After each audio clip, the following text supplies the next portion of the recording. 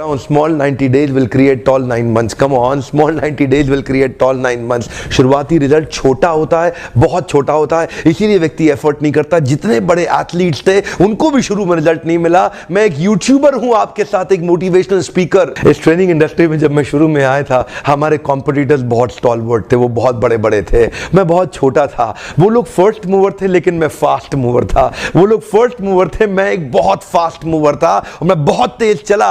और क्या हुआ, शुरू के मेरे वीडियोस को कोई नहीं देखता था। आज ऑर्गेनिक कॉल्स इतनी आ रही हैं, आज हमारे को इतनी लीड आ रही है, यकीन मानिए हम ट्रेनिंग मैनेज नहीं कर पा रहे हैं। मैं जितना मैनेज कर सकता हूं उससे 20 गुना ज्यादा बिजनेस आ रहा है मेरे पास। रोज लोग हमें फोन कर रहे हैं, मिस्टर बिंद्रा इस दिन चाहिए, इस दिन चाहिए, इस दिन चाहिए। यकीन मानिए मैं जहाज में सोता हूं और दिन भर ट्रेनिंग करता हूं। इतने क्लाइंट्स हो चुके हैं, लगातार ट्रैवल कर रहा हूं। इसको बोलते हैं कंपाउंडिंग इफेक्ट। शुरुआती रिजल्ट छोटा होता है। शुरू के दिनों में मैं बहुत थोड़ा बिजनेस करता था, लेकिन आज बिजनेस बढ़ता चला जा रहा है। इसको बोलते हैं कंपाउंडिंग इफेक्ट।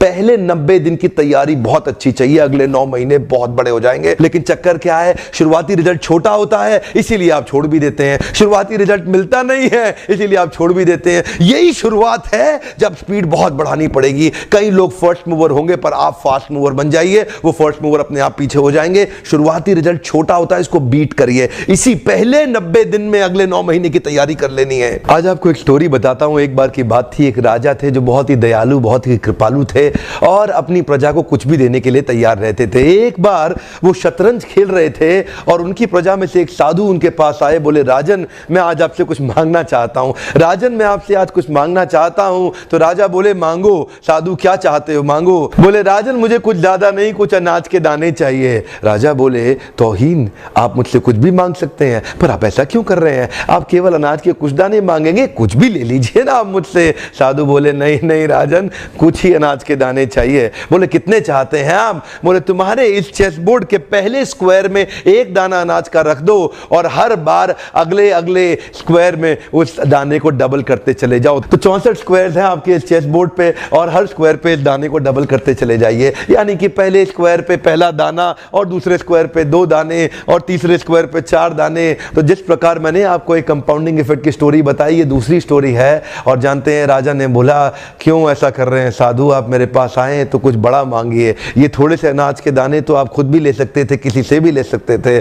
साधु बोले, राजन या तो अनाज के दाने दो या मैं चला।